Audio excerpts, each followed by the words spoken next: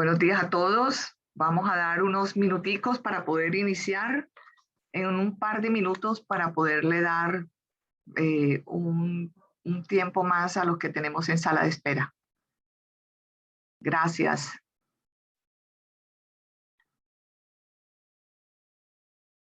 Ya en minuto y medio. Gracias.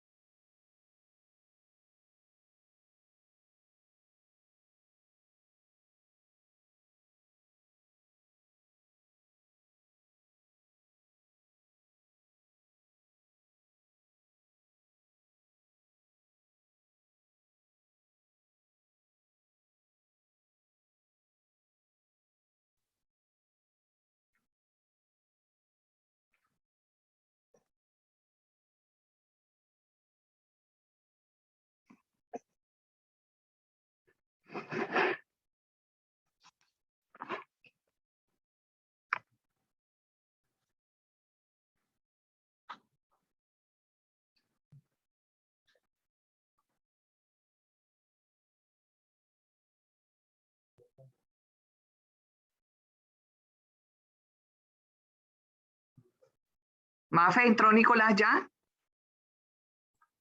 Sí, ya. Hola Ya Vicky, sí, aquí estoy. Hola. Bien, Nicolás, ¿cómo estás? ¿Cómo vas, Vicky? ¿Cómo Bien, te ha ido? bien.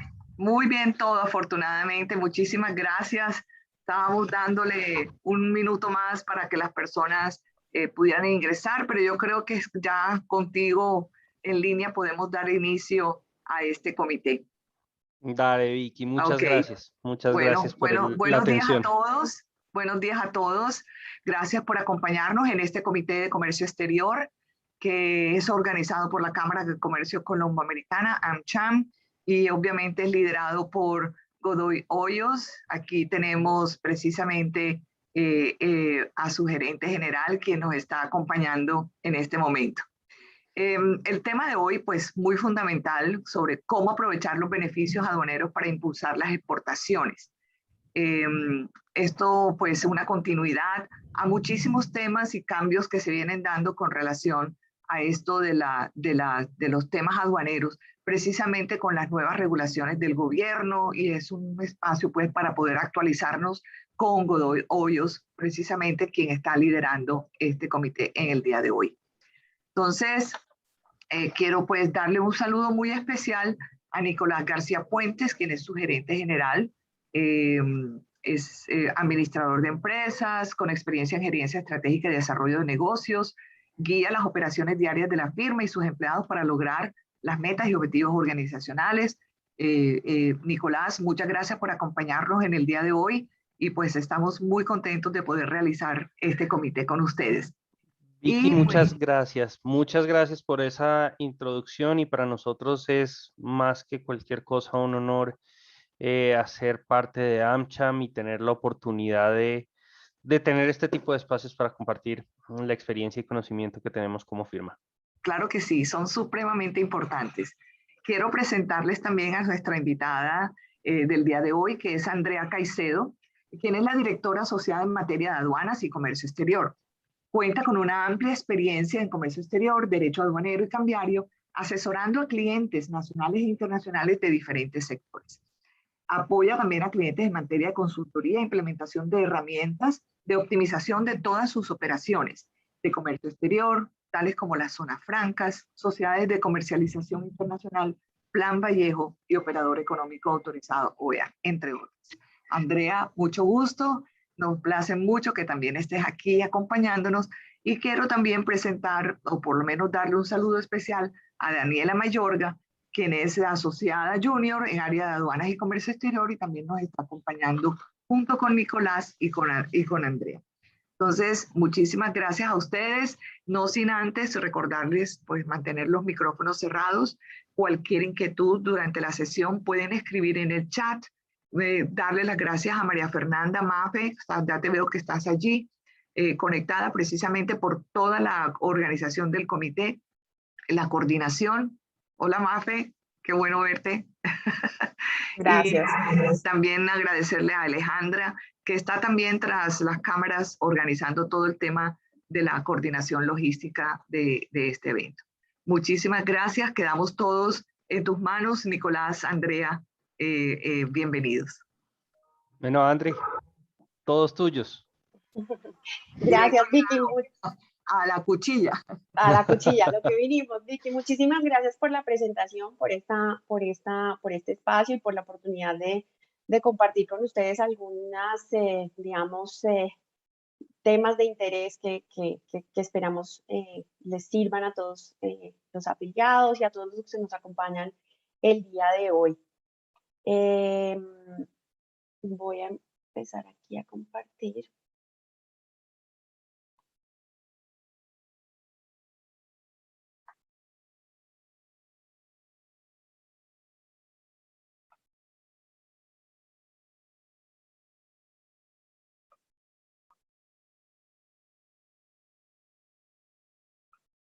Me confirman, por favor, si están viendo la presentación. Sí se puede ver, Andrea, la vemos. Ok, perfecto.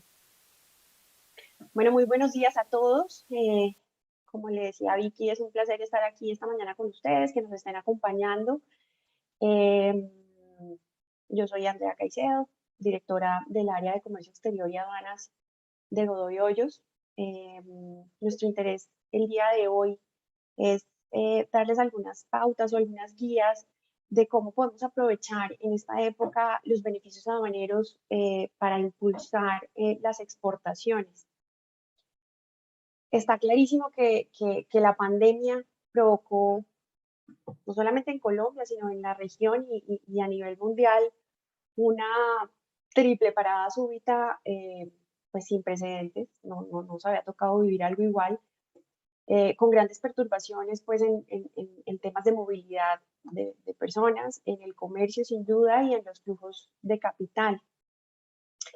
Estos acontecimientos que fueron y están siendo bastante difíciles de pilotear y con grandes efectos adversos, han hecho que haya una parálisis, miedo, una caída en las inversiones y claramente el comercio exterior se ha venido o se ha visto trastornado por esta parada súbita, digamos, en todas estas áreas.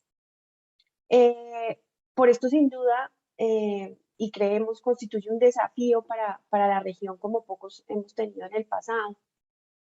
Y reparar estos daños que ha causado la pandemia requiere que nos reinventemos, no solamente a nivel de políticas públicas, sino también en la creatividad y en el aprovechamiento de las herramientas que hoy en día tenemos para volver a reactivar la economía y el comercio exterior.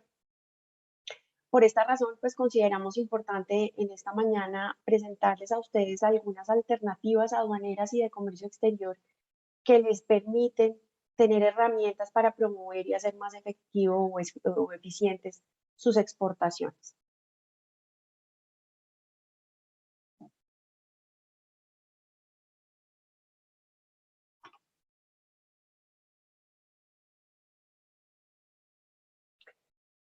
Es por eso que el día de hoy queremos hablarles de varias figuras como, en primer lugar, el Plan Vallejo, las sociedades de comercialización internacional, las zonas francas, la figura del operador económico autorizado, como figuras, digamos, que pueden ser utilizadas y aprovechadas por las empresas para la promoción de sus exportaciones.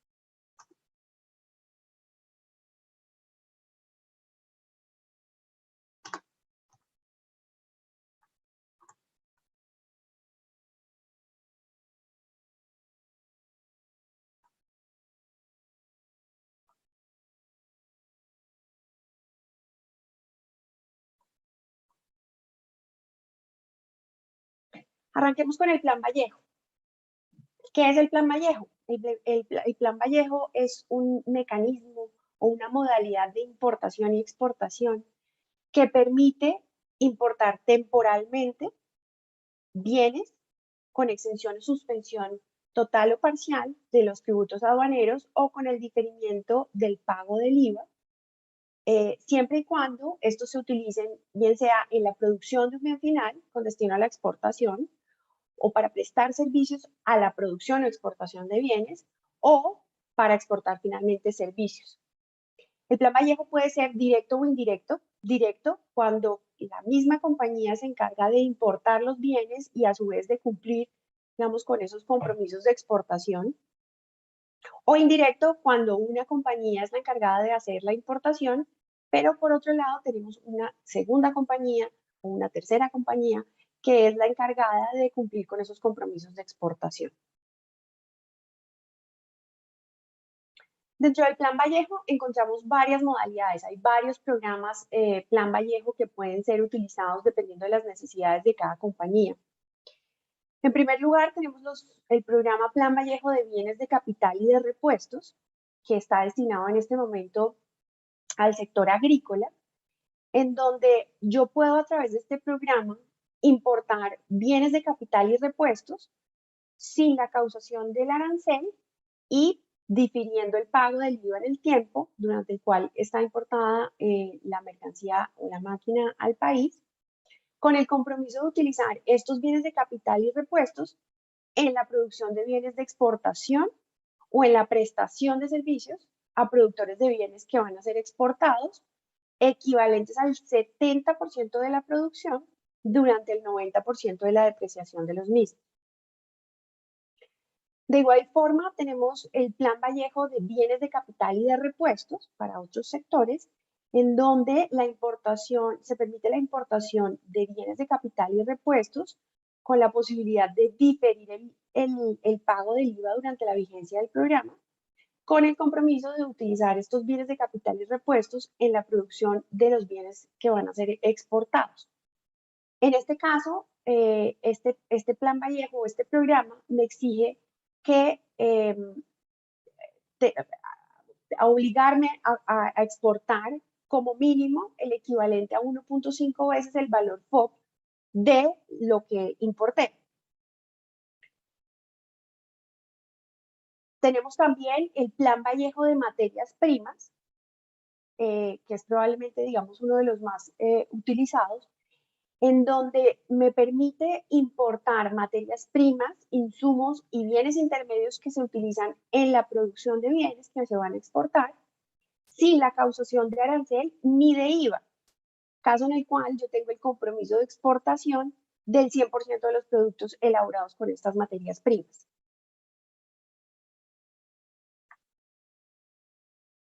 Igualmente, tenemos la posibilidad de acceder a un Plan Vallejo de reposición o Plan Vallejo Junior, como se conoce popularmente, en donde, si bien yo no solicité la autorización del Plan Vallejo de manera previa a la importación, sí tengo la posibilidad de acreditar esos aranceles e IVA que ya pagué inicialmente en una importación, acreditando o certificando que yo efectivamente los utilicé para exportación, caso en el cual la norma me permite que yo utilice esos tributos aduaneros que ya pagué y los utilice en la importación de bienes futuros o en futuras importaciones con esa exención de tributos aduaneros.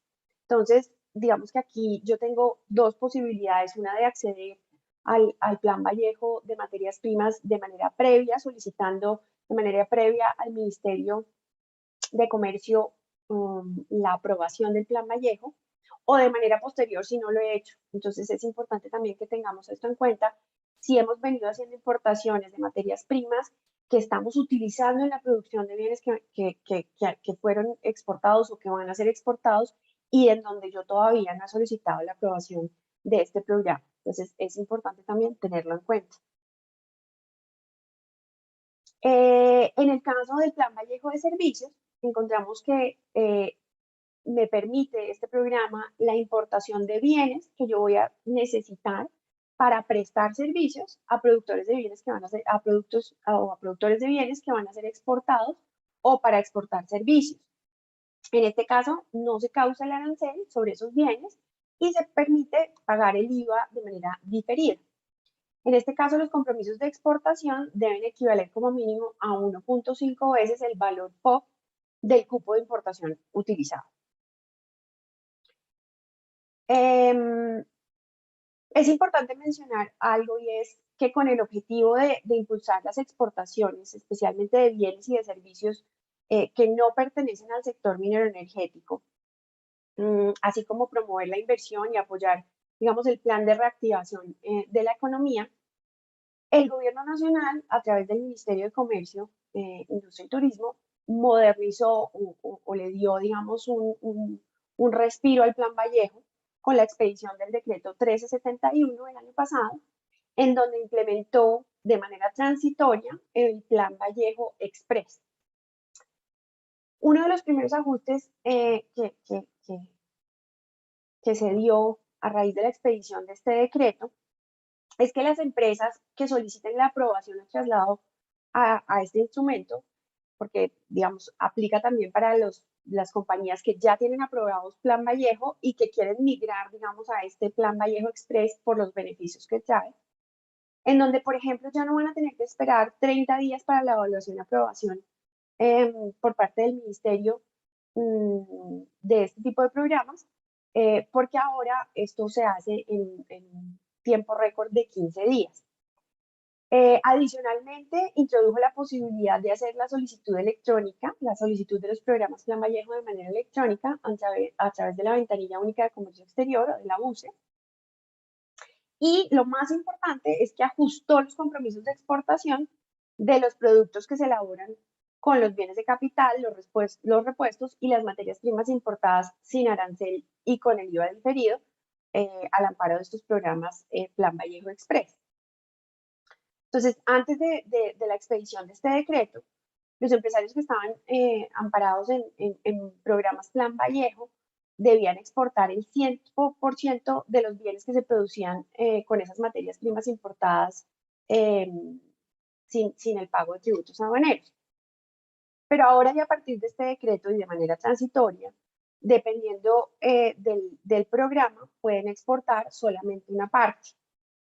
Entonces, por ejemplo, para el caso de materias primas, si se importan materias primas, los compromisos de exportación son del 60% de los bienes producidos, de manera que el 40%, o digamos, las empresas que tienen estos programas aprobados, pueden destinar hasta el 40% restante para comercializar en el mercado nacional.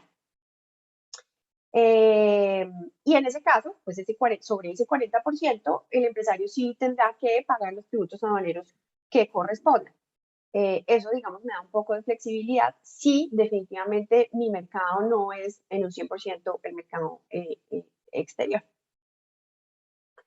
Si lo que importa o si el programa, digamos, al cual estoy accediendo son bienes de capital y repuestos, hay dos opciones de compromisos de exportación bajo este Plan Vallejo Express. En la primera, pasamos de un compromiso de exportación del 70% al 50% de los bienes producidos, resultado de la utilización de esas máquinas y repuestos importados. Y en la segunda, unos compromisos de exportación que se establecen de acuerdo con el cupo de importación de la maquinaria y de los repuestos, pasando de 1.5 veces a 1.2 veces sobre los bienes importados. En el caso de los Plan Vallejo de exportadores de servicios, van a tener un compromiso mínimo de exportación que corresponde ya no a 1.5 veces como venía haciendo, sino a una vez el valor POP de los bienes importados. Adicionalmente, los exportadores de servicios que aumenten empleos en un 10% frente a lo que registraron en el año anterior y que los mantengan durante la vigencia del programa, van a tener un compromiso mínimo de exportación. Creo que hay un micrófono prendido. En este caso van a tener un compromiso mínimo de exportación que corresponde a 0.5 veces el valor POP equivalente a los bienes importados. Entonces aquí adicionalmente se está favoreciendo la generación de empleo, lo cual le permite al empresario exportador de servicios disminuir esos compromisos de exportación. En el caso de del Plan Vallejo de Servicios, digamos que esta renovación también benefició a varias empresas de diferentes sectores que no se encontraban incluidos en este programa. Se incluyen actividades de industrias culturales. En educación se incluyeron actividades desarrolladas por establecimientos de educación, de instituciones universitarias o de escuelas tecnológicas. En materia de salud, como por ejemplo la actividad relacionada con la atención residencial medicalizada de tipo general. En materia de turismo, también se incluyó especialmente los que prestan los servicios que prestan los parques temáticos, así como las actividades relacionadas con el alojamiento rural. Los servicios de reparación de buques también quedaron incluidos, algunos deportes, servicios en materia de deportes, ferroviarios, actividades de transporte aéreo de carga y de pasajeros, y servicios audiovisuales, que incluyen las actividades de postproducción, exhibición y edición, que antes no estaban incluidas. Para incentivar la exportación de estos servicios y los demás que ya estaban incluidos, también se amplió el ámbito de bienes que se pueden importar. Entonces pasamos de cubrir aproximadamente 640 subpartidas arancelarias para importar más o menos alrededor de 1.194 subpartidas, o sea, casi todos los bienes hoy en día son susceptibles de importación bajo este tipo de programas. El Plan Vallejo sin duda genera un alivio en el flujo de caja de las empresas. En algunos casos, como se dieron cuenta, no necesariamente exime del pago de los tributos aduaneros, pero sí permite pagarlos de manera diferida en el tiempo. Y esto, pues sin duda, como les digo, mitiga o evita situaciones de iliquidez, que es bien importante para el cumplimiento de obligaciones financieras y más en esta época. Adicionalmente, pues el Plan Vallejo Express incorporó una flexibilización de los compromisos de exportación que básicamente atiende la situación económica actual y que busca, digamos, de alguna manera mejorar, digamos, toda la afectación del sector productivo en Colombia generado pues por la pandemia. Actualmente existen más o menos unos 565 programas Plan Vallejo aprobados, de los cuales más o menos 420 corresponden a empresas del sector no minero energético. Y eso es importante porque en el caso del Plan Vallejo Express sí está explícitamente consagrado, expresamente consagrado, que no se benefician, en este caso, las empresas del sector no minero energético. Estas empresas tendrán que acudir a los planes Vallejo, digamos, anteriores, y el Plan Vallejo Express lo que busca es promover las exportaciones del sector no minero energético. La participación de estos sistemas o de estos planes Vallejo en el total de las exportaciones de Colombia el año pasado fue de un 27%, mientras que las exportaciones de los sectores no mineroenergéticos fue del 58%, lo cual muestra que sin duda este es un gran instrumento en el comercio exterior que sin duda genera bastantes eficiencias en materia de importaciones y sobre todo de exportaciones. La meta del gobierno con esta modificación y con la introducción de este Plan Vallejo Express es aumentar por lo menos en un 30% el número de los usuarios de estos programas. Es importantísimo, digamos, tener en el radar que este beneficio o este instrumento de promoción de las exportaciones, por lo menos el Express, porque el Plan Vallejo va a seguir existiendo, el Plan Vallejo Express con estos beneficios que les acabo de mencionar, va a estar vigente hasta marzo del próximo año. Entonces, es importante, si estamos pensando en acceder a este tipo de programas, tener en el radar que tenemos un plazo máximo hasta marzo para solicitar la aprobación de este tipo de programas con los beneficios que les mencioné.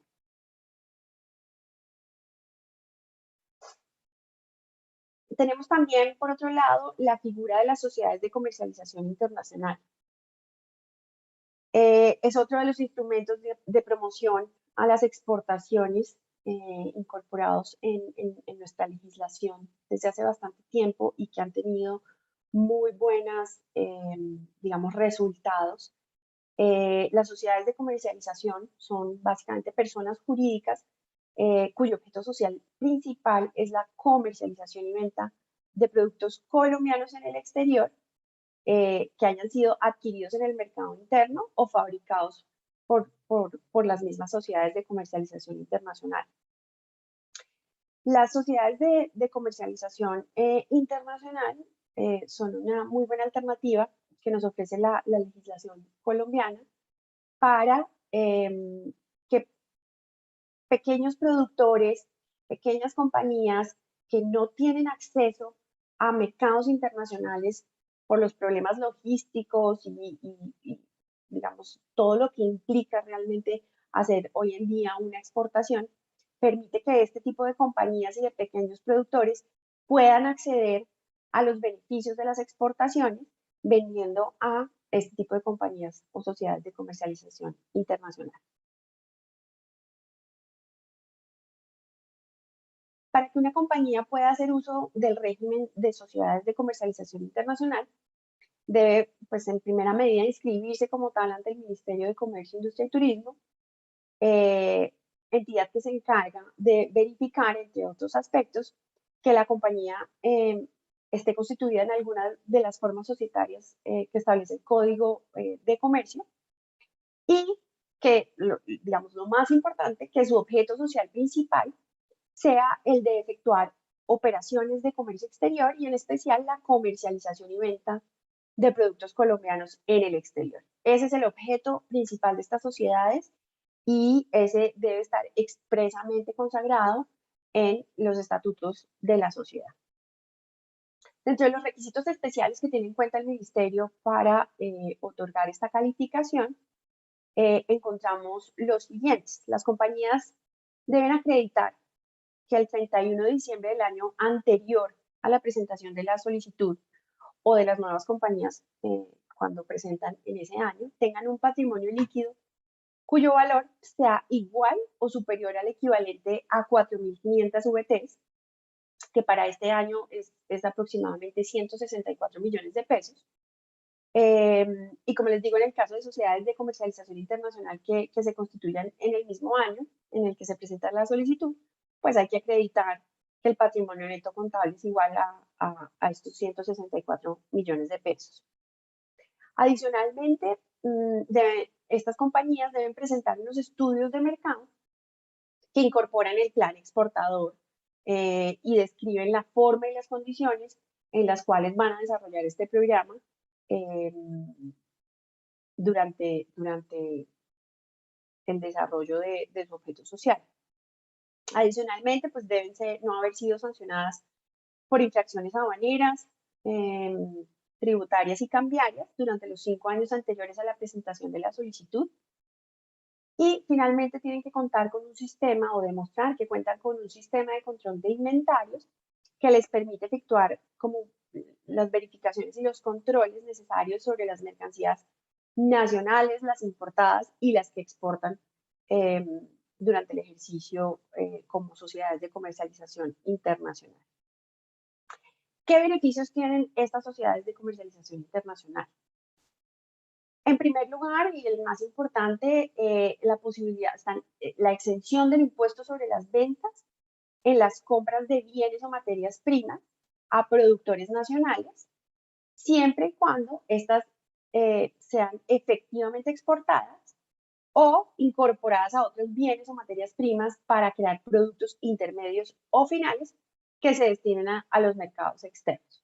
Entonces, la vocación principal de estas sociedades es la compra de materia prima o de productos terminados en Colombia a productores locales con destino a la exportación. Entonces, la posibilidad que tienen estas compañías de comprarle a los proveedores con estos bienes exentos de IVA, pues es uno de los beneficios más importantes que tienen estas compañías, no solo para el desarrollo de su objeto social, sino el beneficio que genera para los productores que venden a este tipo de compañías. Claramente, pues estos beneficios se ven, se ven reflejados en los productores, que van a quedar, digamos, como si hubieran adelantado ellos directamente una exportación. Esto porque ellos van a tener el beneficio o la posibilidad de solicitar la devolución o compensación del IVA que ellos han pagado en la adquisición de los bienes y los servicios necesarios con la producción de los bienes o materias primas que utilizaron para la producción de los bienes que fueron vendidos a las sociedades de comercialización internacional. Este beneficio, ¿cómo se reconoce? Con la expedición de un certificado del proveedor que realiza la sociedad de comercialización internacional al momento de recibir los bienes y de que se haya generado la factura por parte del proveedor. Este certificado es el que le permite al proveedor certificar, digamos, no valga la redundancia, que efectivamente realizó una venta sin IVA y que equivale a una exportación. Y para la sociedad de comercialización internacional genera la obligación de exportar esos bienes adquiridos localmente dentro de los 6 meses siguientes a la expedición del certificado del proveedor. Tienen también la posibilidad o la exención de IVA en los servicios intermedios de la producción que paguen siempre y cuando el bien final, vuelvo y repito, sea efectivamente exportado. Los prestadores de servicios intermedios también pueden solicitar la devolución o compensación de IVA pagado en la adquisición de bienes y servicios asociados con la prestación de dichos servicios intermedios. Importante destacar que las sociedades de comercialización internacional pueden solicitar la devolución o compensación del IVA pagado en relación con aquellos costos y gastos en la adquisición de bienes y servicios asociados con la exportación de dichos bienes o materias primas. Importantísimo, los pagos realizados por las sociedades de comercialización internacional y que son susceptibles de constituir ingreso tributario para los proveedores, no están sometidos a retención en la fuente a título del impuesto sobre la renta. Esto le permite a los proveedores no verse afectados por el hecho de no vender sus bienes a compañías del exterior a través de una exportación directa. Entonces, digamos, lo que se busca es que el proveedor tenga los mismos beneficios que tendría una compañía que exporta directamente al exterior y lo hace, digamos, de alguna manera ser una compañía pues mucho más competitiva. En el caso de las retenciones, solamente hay 2 excepciones y es en la exportación de oro y de hidrocarburos. En estos casos sí se causa esta retención, pero en el resto de productos no, y eso es importante tenerlo en cuenta. Finalmente, importante mencionar que las sociedades de comercialización internacional están facultadas tanto para fabricar o producir mercancías destinadas al mercado externo como para comprarlas a fabricantes o productores nacionales para posteriormente exportarlas. Teniendo en cuenta siempre presente que en estos casos tienen la obligación de exportar este tipo de bienes adquiridos o producidos dentro de los 6 meses siguientes a la expedición del certificado del proveedor. Si estas exportaciones no se dan en este término de tiempo, las compañías tendrán que asumir y pagar el IVA correspondiente a las compras en donde no se vayan a hacer las exportaciones. Ahora doy paso a Daniela Mayorga, quien les va a hablar de las otras figuras que pueden ser de gran utilidad en materia de promoción de las exportaciones. Dani. Muchas gracias, Andrea. Buenos días a todos. Bueno, como venía diciendo Andrea, ahora les voy a comentar sobre estas 2 opciones adicionales que tenemos. En primer lugar, las zonas francas y seguidamente pasaremos a hablar del operador económico autorizado u OEA. Bueno, ¿qué son las zonas francas? Las zonas francas son aquellas áreas geográficas que buscan o que están destinadas para que dentro del territorio nacional se desarrollen actividades industriales de bienes, de servicios y actividades comerciales, y en estas zonas se aplica un régimen especial tanto en materia tributaria como aduanera y de comercio exterior. Ya vamos a ver por qué se habla de un tratamiento especial y cuáles son estos beneficios de las zonas francas. ¿Por qué fueron creados? Principalmente para convertirse en un instrumento de promoción de la inversión y para generar tanto desarrollo industrial, promover la competitividad de las regiones y también apoyar en la generación de empleo. ¿Cuáles son los tipos de usuarios que normalmente vemos en una zona franca? En primer lugar, tenemos el usuario operador, que básicamente es el encargado de administrar y dirigir esta zona franca para asegurarse de que el régimen franco se cumpla de acuerdo a lo establecido en las normas, y también en aquellas zonas francas que son multiusuario, multiempresariales, que son las permanentes, autorizar a aquellas compañías que apliquen para ingresar a estas zonas francas. Tenemos también los usuarios industriales de bienes y de servicios. Básicamente estos usuarios son los que obtienen la mayoría o los beneficios propios del régimen franco, que ya pues vamos a comentar. El de bienes está enfocado principalmente en la producción y transformación de bienes, como su nombre lo dice, y el de servicios a la prestación de servicios. Y pues finalmente tenemos el usuario comercial, que si bien no se beneficia del todo de las prerrogativas o de las ventajas del régimen franco, sí tiene la oportunidad de también tener sus actividades al interior de zona franca, lo cual le permite mejorar también el desarrollo de sus actividades y desarrollar ciertas actividades que no podría hacerlo fuera de zona franca. ¿Cuáles son las clases de zonas francas que tenemos? Tenemos las zonas francas permanentes, que son las que les comentaba, que son multiusuario, multiempresa. Básicamente allí se ubican una serie de empresas que pueden tener actividades industriales completamente distintas, de bienes, de servicios y actividades comerciales. En segundo lugar, tenemos las zonas francas permanentes especiales. Estas zonas francas, ¿por qué se llaman especiales? Básicamente porque allí está ubicada una única empresa para desarrollar sus actividades industriales y o de servicios. Generalmente estas zonas francas permanentes especiales se tratan o se califican aquellas compañías un poco más grandes que tienen una planta grande de procesamiento, una planta de producción, o usuarios de servicios tales como los call centers, que necesitan una infraestructura muy grande y en ese sentido deciden calificarse como únicos usuarios a través de zonas francas permanentes especiales. Y finalmente tenemos las zonas francas transitorias, que básicamente fueron diseñadas para ejecutar eventos que tienen impacto importante en el comercio del país. Entonces aquí encontramos las ferias, las exposiciones, los congresos, seminarios, de los cuales son temporales, pero también pueden gozar de estos beneficios de las zonas francas. Ahora sí vamos a ver cuáles son los beneficios. Uno de los beneficios más importantes y de los principales en cuanto a las zonas francas es que tienen una tarifa del impuesto sobre la renta y complementarios inferior a la tarifa general. Las empresas ubicadas en zonas francas tienen un impuesto del 20%, a diferencia de aquellas compañías que están ubicadas en el territorio aduanero nacional, cuya tarifa del impuesto sobre la renta pues será del 35%, y pues ya lo vimos con la reforma tributaria a partir del año 2022. Entonces, sí es una diferencia muy grande y que representa para las compañías un ahorro, especialmente en flujos de caja, que les permite reinvertir en sus operaciones y dinamizar este flujo de caja. Adicionalmente, tenemos la exención del IVA o del impuesto sobre las ventas con derecho a devolución bimestral para la adquisición de materias primas, partes, insumos y bienes terminados que se vendan desde el territorio aduanero nacional a los usuarios de zonas francas, siempre y cuando estas materias primas o bienes adquiridos sean indispensables para el desarrollo de su objeto social. Esta es una ventaja también que tienen los usuarios industriales de bienes y de servicios de las zonas francas.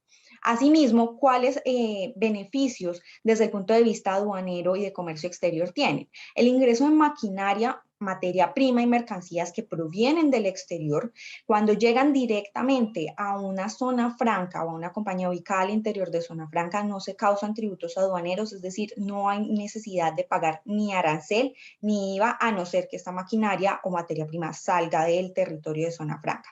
Entonces, esto también representa un gran ahorro para las compañías, en especial, pues aquellas que procesan y desean importar maquinario, líneas de procesamiento completas para el desarrollo de sus actividades. De igual forma, en cuanto a los derechos en aduana y la importación de mercancías desde zona franca al territorio aduanero nacional, mantienen ese carácter de originarias en los países con los cuales Colombia tenga acuerdos comerciales vigentes. ¿Qué significa esto? Que básicamente se les aplica el mismo tratamiento a las materias primas originario de aquellos países con los cuales Colombia ha suscrito un acuerdo, y por lo tanto se mantienen aquellos beneficios tales como arancel del 0% o un pago inferior de arancel para aquellas materias primas. De igual forma, las compañías pueden mantener almacenada indefinidamente aquellas mercancías que son necesarias para el desarrollo de sus actividades. Esto significa que no tienen que nacionalizarlas en ningún punto, siempre y cuando las tengan al interior almacenadas, al interior del territorio de zona franca. Adicionalmente, pueden realizar pruebas técnicas que sean parte del proceso industrial hasta por un término de 9 meses. Pueden también permitirse la salida temporal de ciertos bienes por un término máximo de 6 meses, ya sea para repararlos, revisarlos, mantenerlos, e incluso realizar una especie de procesamiento parcial, la cual no puede ser superior al 40%, pero también se permite este procesamiento fuera del territorio de zona franca con esta pequeña excepción. Y se considera que es una exportación la venta y salida a otros países de bienes producidos, transformados o almacenados por los usuarios industriales y comerciales. Ya vamos a ver por qué es tan importante esta posibilidad de exportar desde zona franca, y en especial ahora que se está dinamizando mucho más el comercio a través de la tecnología y el e-commerce es la tendencia en la actualidad. Hace poco se expidió el decreto 278, se expidió este año, el cual moderniza y flexibiliza precisamente el régimen franco para que las compañías sean más competitivas y estén inmersas en esas tendencias del comercio mundial. ¿Cuáles son estas modificaciones especialmente que benefician a los exportadores? En primer lugar, tenemos la compatibilidad con el régimen de tráfico postal y envíos urgentes. Normalmente es conocido como courier, y esta modalidad permite que a través del e-commerce yo no tenga que exportar un contenedor o grandes volúmenes de mercancía, sino que pueda exportar simplemente aquellos pedidos que, por ejemplo, me están haciendo mis clientes uno a uno a todo el resto del mundo. Desde zona franca yo puedo hacer estas exportaciones con la modalidad de tráfico postal y envíos urgentes. Esto dinamiza pues la economía y permite que las empresas y las compañías ubicadas en zona franca tengan sus plataformas web y puedan distribuir a todo el mundo todos estos bienes y productos que están fabricando. En segundo lugar, permite también el desarrollo de labores fuera de la zona franca, y este beneficio está especialmente enfocado a aquellas compañías exportadoras de servicios, porque como toda la actividad de zona franca o el régimen franco establece que toda la actividad económica de las compañías que sean calificadas como usuarios de zona franca debe desarrollarse al interior, desde o en el territorio de zona franca. Cuando yo permito que hasta el 50%, que no se pueda acceder del 50% de las personas desarrollando labores de zona franca por fuera de este territorio, favorezco la prestación de servicios y la exportación de servicios para estos usuarios. Esto beneficia en especial también a las compañías como el call center, o que prestan asesorías tecnológicas o en cuanto a intangibles, y en este sentido pues pueden tener trabajadores ubicados en cualquier lugar fuera de esta zona franca, siempre y cuando no supere esa restricción del 50%. Y finalmente, tenemos los intangibles considerados como inversión. ¿Qué sucede? Las compañías que deseen calificarse como usuarios de zonas francas adquieren unos compromisos tanto en materia de inversión como en materia de empleo que el régimen franco les exige dependiendo de los activos fijos reales productivos que tenga esa compañía. En la medida que estos activos fijos reales productivos sean más altos, los compromisos de inversión y empleo van a ir aumentando.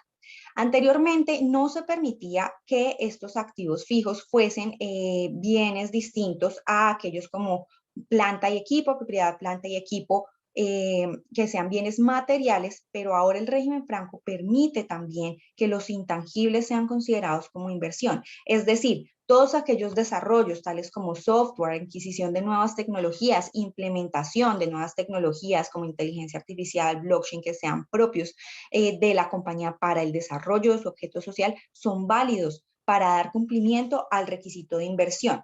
Claro, hay una restricción de hasta el 20%, pero esto sí significa un paso muy grande, en especial a aquellas compañías y en esta era en la que estamos viviendo esa transformación digital de todas las sociedades, lo cual va a favorecer tanto a usuarios de bienes como de servicios para cada uno del desarrollo de sus actividades y en especial de las exportaciones. En cuanto a las zonas francas, antes de continuar con el operador económico autorizado, es importante tener en cuenta que este mecanismo favorece especialmente las exportaciones en la medida que, como les comentaba, podemos ingresar a este territorio la maquinaria y el equipo necesario para desarrollar las actividades del territorio aduanero nacional, es decir, del resto del territorio colombiano que no sea considerado como zona franca. Podemos adquirir esos materiales y materia prima necesarios para el desarrollo del objeto social, adquirirlos exentos de IVA, después solicitar esa devolución bimestral y proceder a exportarlos al resto del mundo. Entonces, este también se constituye en un elemento y una herramienta de gran ayuda para las compañías que son exportadoras. Bueno, ahora pasando al operador económico autorizado. Esta es una figura que nace a raíz de los acontecimientos o los sucesos ocurridos el 11 de septiembre en Estados Unidos, donde las autoridades a nivel mundial, no solo en este país, empiezan a cuestionar, bueno, ¿qué tan seguros estamos tanto en el transporte de pasajeros como en el transporte de carga y en el transporte de mercancía en todo el mundo? A raíz de eso se empieza a desarrollar una serie de medidas para asegurarse que los riesgos disminuyan, no solo en el transporte de pasajeros, sino en el de la carga, como les comento, y surge esta figura del operador económico autorizado, OEA. Es decir, que esta figura no es local, no existe solo en Colombia, sino que existe en todo el mundo. En Estados Unidos se llama CITIPAT y en los demás países del mundo es OEA o AEO, que son las iniciales en inglés.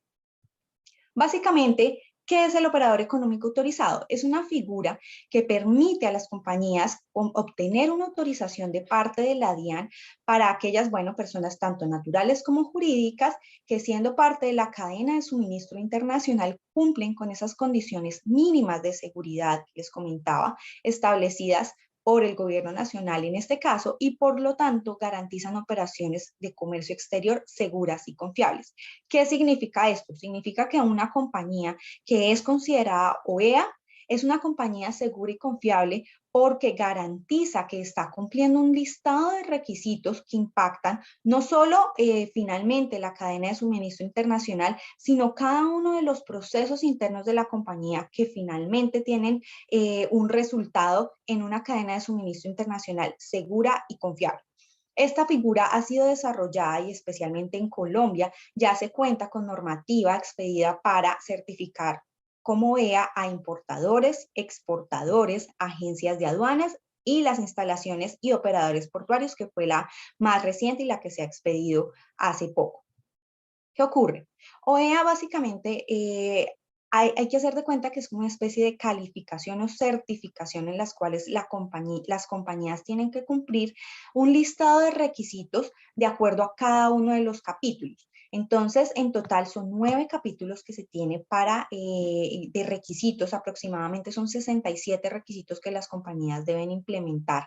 En primer lugar, tenemos la adecuación de sus procedimientos internos y después se pasa a una fase de implementación.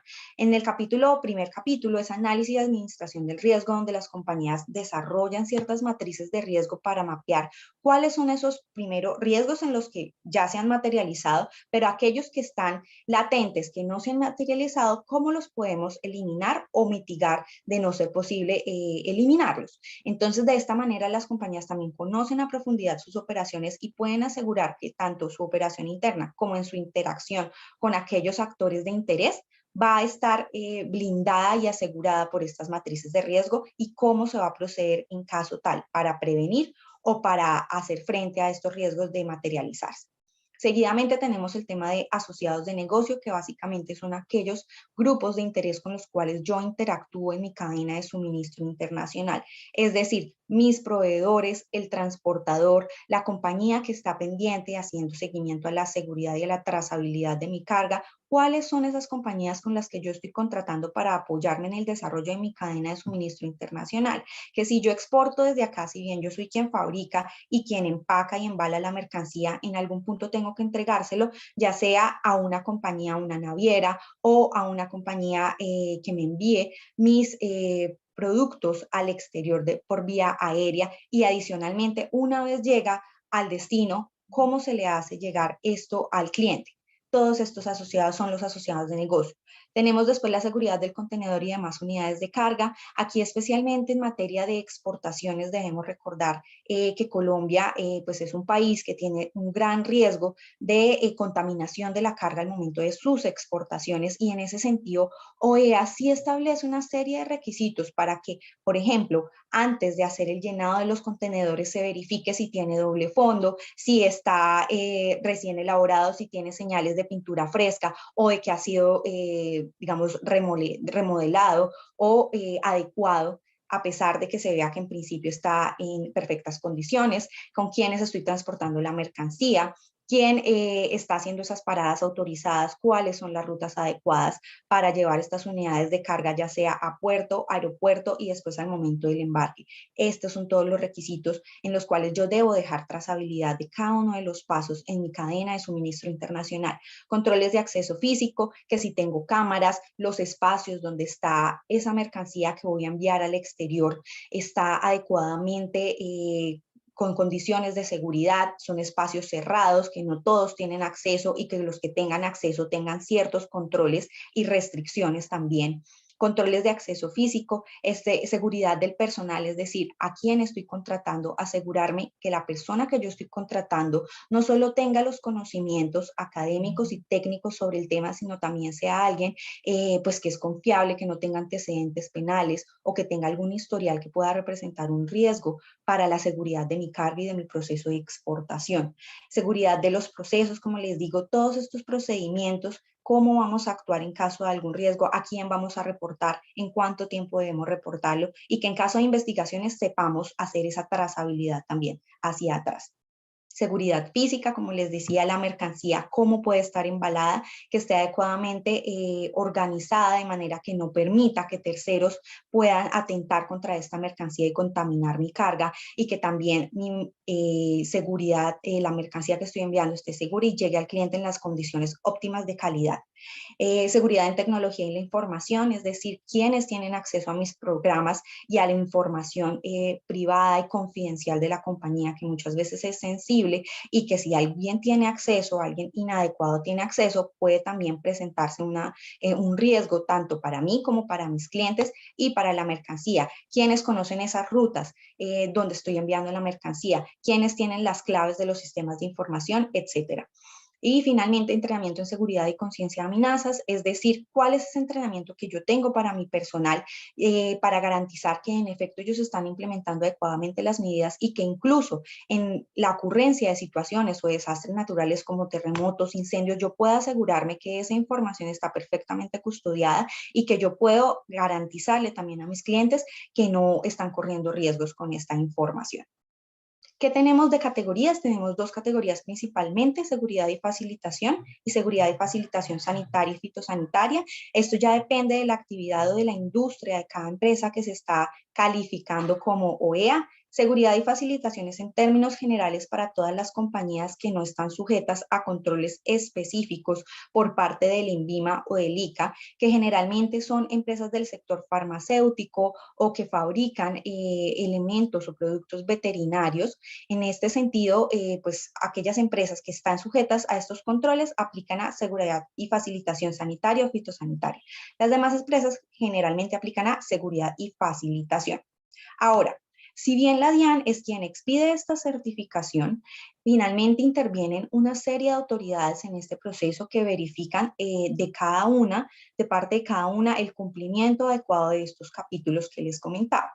En primer lugar tenemos la DIAN, que es quien expide esta certificación, pero también tenemos seguidamente la Policía Nacional, que es quien hace estas verificaciones en las instalaciones y se asegura de que en efecto se cuente con instalaciones seguras y confiables. Tenemos el INVIMA y el ICA, para lo que les corresponde en cuanto a las industrias que son reguladas por estas entidades. Tenemos la DIMAR y la Superintendencia de Transporte, que son y están principalmente enfocadas en las calificaciones de los puertos y de los operadores portuarios. Ahora, ¿qué tenemos también acá y en este punto? ¿Cuáles son las ventajas del operador económico autorizado? Ya vimos la primera, que es ser, digamos, reconocidos como operadores seguros y confiables, tanto a nivel nacional como internacional. ¿Qué significa esto y en términos prácticos cómo se materializa? Colombia ha suscrito una serie de acuerdos de reconocimiento mutuo. Hasta el momento tenemos acuerdos con la Comunidad Andina de Naciones, que los países son Bolivia, Ecuador, Colombia y Perú. Tenemos también acuerdo con la Alianza del Pacífico, cuyos miembros son México, Chile, Perú y Colombia. Y tenemos acuerdo con Costa Rica. También está en proceso de negociación con Brasil y, bueno, otros países. Y básicamente cuando una compañía que es exportadora, que es reconocida y ya cuenta con esta autorización como EA, llega a estos países, se le da el mismo trato como operador seguro y confiable, es decir, que disminuyen las inspecciones físicas, se evitan en la medida de lo posible y de realizarse se trata que sean, por un lado, no intrusivas, es decir, si se cuenta con esos medios tecnológicos, se evita que sean intrusivas y de ser físicas se disminuye el número de inspecciones físicas para estos operadores. Adicionalmente, las compañías que son OEA no tienen que constituir garantía global para el cumplimiento de sus obligaciones aduaneras, lo cual les genera también un flujo de caja importante y pues les garantiza también esa tranquilidad que siempre y cuando estén aplicando estos requisitos, pues van a evitarse el pago. Y adicionalmente tenemos el tema de un tratamiento especial de parte de las autoridades, en especial de la DIAN. La DIAN tiene diseñado una serie de capacitaciones, de formación y adicionalmente un tratamiento prioritario a aquellas compañías que son OEA y una calificación del riesgo favorable. Recordemos que la DIAN internamente tiene una calificación de riesgo para aquellas compañías que desarrollan operaciones de comercio exterior. Pues aquellas que sean OEA tienen una calificación del riesgo favorable para la DIAN y en ese sentido son los consentidos o los favoritos porque han demostrado que tienen esos procesos internos muy regulados y por eso son seguros y confiables. En la actualidad tenemos 329 compañías que se han calificado como OEA, de las cuales 147 tienen esta calificación como OEA exportadores. Estas 147 hay 31 compañías que ya la tienen solo exportador o en calidad de exportador y 116 que la tienen en calidad de importador y exportador simultáneamente. ¿Cuáles son las ventajas? Y si alguna de las empresas y las compañías en las que ustedes trabajan importan y exportan, lo ideal sería calificarse con esta doble calidad, importador y exportador, pues los capítulos son muy parecidos y como les comentaba, son estos 9 capítulos. Hay unas diferencias pequeñas en cuanto a importadores y exportadores, pero básicamente el grueso y la mayoría de los capítulos son muy parecidos. Entonces, esta es la sugerencia al respecto. Y finalmente vamos a tener una visión muy general de las exportaciones colombianas. Aquí vemos que en el año 2020 las exportaciones colombianas constituyeron 3.627 millones de dólares y vemos acá cuáles son esas categorías o esos rubros en los cuales se exportó principalmente durante el año 2020. Como sabemos, los primeros 2 rubros, pues lo relacionado con el petróleo y la industria petrolera, pero ya en tercer lugar empezamos a ver aquellas exportaciones que no constituyen petróleo. Tenemos el oro, tenemos el café, está el banano, temas de aceites, hulla, y bueno, tenemos también flores, ferroníquel, aceite de palma. Entonces, esta es una oportunidad muy grande para aquellas compañías exportadoras para que sigan fortaleciendo y aprovechando estos beneficios y estas ventajas, tanto en materia aduanera como comercio exterior, para desarrollar sus operaciones. Muchas gracias. Gracias, Dani. Aquí estoy viendo que hay varias preguntas que quisiéramos ir contestando si tenemos la oportunidad, Mafe, o qué dices. Y claro que sí, tenemos un comentario. Porque el gobierno no incentiva las zonas francas a pequeñas y medianas empresas, porque existe tanto control para poder pertenecer a ellas y gozar de los beneficios tributarios. Bueno, aquí en este caso agradezco a Francisco que contestó esta pregunta y realmente, digamos, esa es la misma opinión que tengo yo, y es que finalmente para acceder a este tipo de beneficios, específicamente el de zonas francas, en donde otorga no solamente beneficios en materia de comercio exterior, sino también en materia de impuestos sobre la renta, así como nos da el gobierno, nos pide. Y entonces, en este caso, digamos que los requisitos y las exigencias son altas.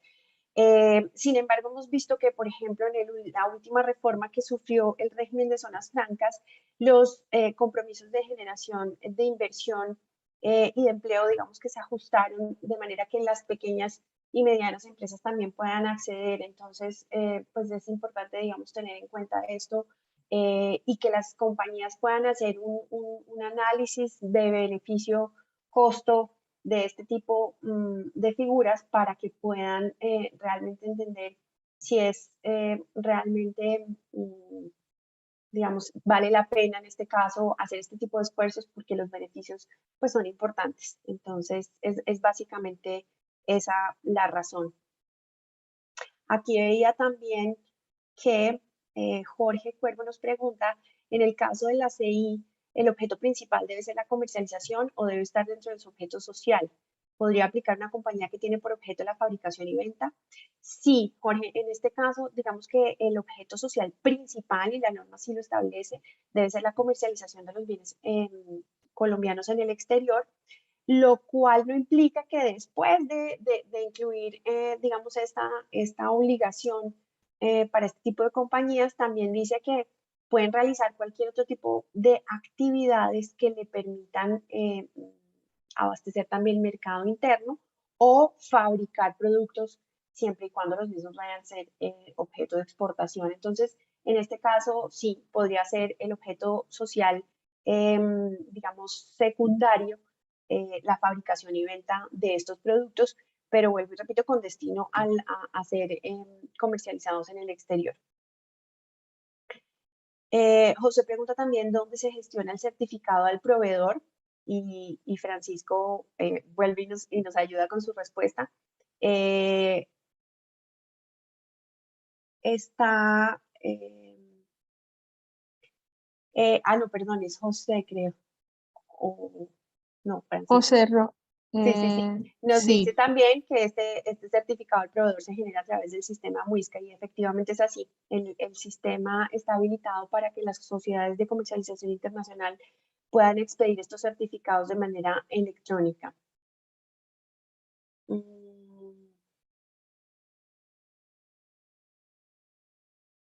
¿Qué otra pregunta vemos por acá? Bueno, no, creo que no tenemos más preguntas. De acuerdo. Sí. Aquí, claro, con muchísimo gusto les vamos a compartir la presentación y quedamos a su disposición para atender cualquier duda que tengan, pregunta, consulta.